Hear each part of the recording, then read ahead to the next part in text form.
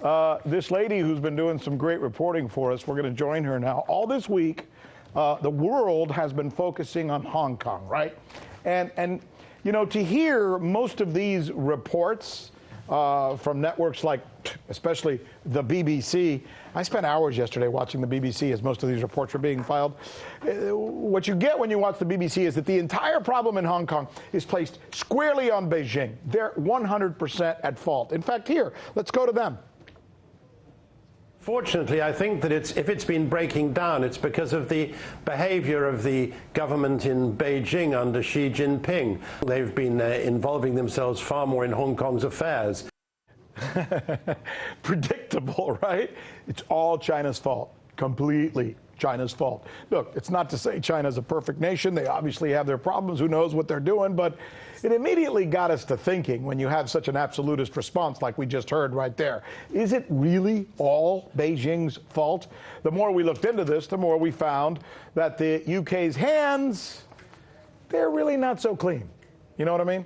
Joining us now is NRS correspondent Michele Greenstein, who's been looking into this. And once again, hey, lady, what did you find? It's an old Jerry. It's too young for you. You wouldn't remember, but it's a great line from the past. I'll take your word for it. What did you find? So firstly, that sound that we just listened to is part of a BBC segment that was 10 minutes long on the protests in Hong Kong. The man that we just heard speak was actually the governor of Hong Kong under British colonial rule. He was the last British governor of Hong Kong. He was governor until 1997, until the handover from Britain back to China. So interesting that that's the expert they chose to give a voice to. Now let's talk about these protests, because the BBC is not alone. A lot of Western corporate press have been leaving out important history and important context. So these protests appear to have started in response to a proposed bill that would amend existing extradition law only for places where there's no existing extradition treaty. So it would allow Hong Kong to surrender fugitives on a case-by-case basis. It wouldn't compel them, it wouldn't disallow them, but it would allow them to on a case-by-case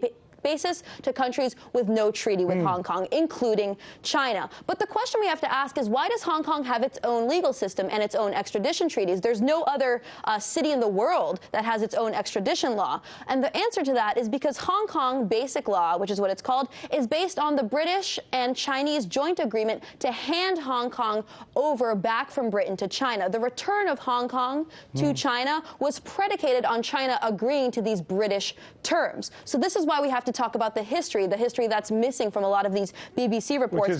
Which is a dirty, nasty, ugly history, by the way. Absolutely. And that's the reason why we have this one country, two systems rule, because the colony was returned back to China under this principle, and in that they kept much of this old colonial legal system that existed under Britain. But if Britain hadn't occupied Hong Kong, it wouldn't have its own independent legal system. But let's talk about that dirty, nasty history, because Britain and China, as we know, were involved in a war, basically the Opium War, as we call it. The British essentially imposed opium on the Chinese population, essentially drugging an entire nation for profit. And in some cities, Rick, up to 80% of the men were hooked on this drug, and even large numbers of children were consuming it as well. So this is a history we can't forget when we're talking about what's happening. It's like the opioid epidemic we're having here in this country, but times 20 or 30, right? Absolutely. And this drug was produced and transported by Britain intentionally. So the reason this war ended with Hong Kong being given to Britain is because Britain invaded China and occupied Hong Kong,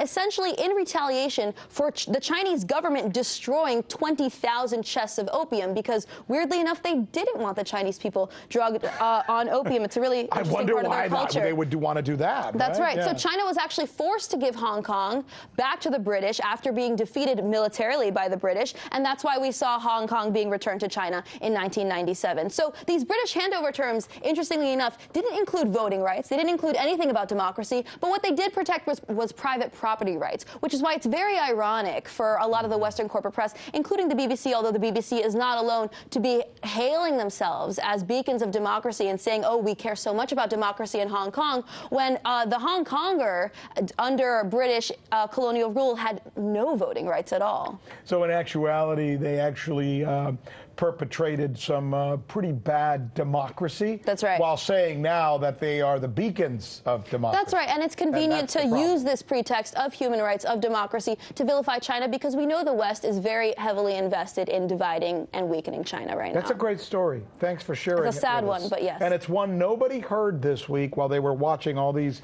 protests in Hong Kong. No mention of the opium wars. Oh it's my wild. God, what a coincidence. How bizarre. Right? Yeah. Nice job. Thank you.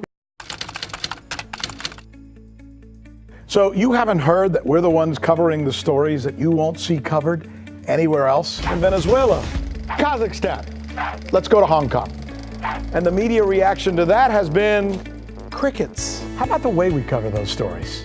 What the hell does that mean? Huawei, Huawei, Huawei. That's the key word in this case, uprising. Keep? Can you believe that? Watching. This is the right thing for members of the media to do, to actually pick sides. Look, if you like what you see, subscribe.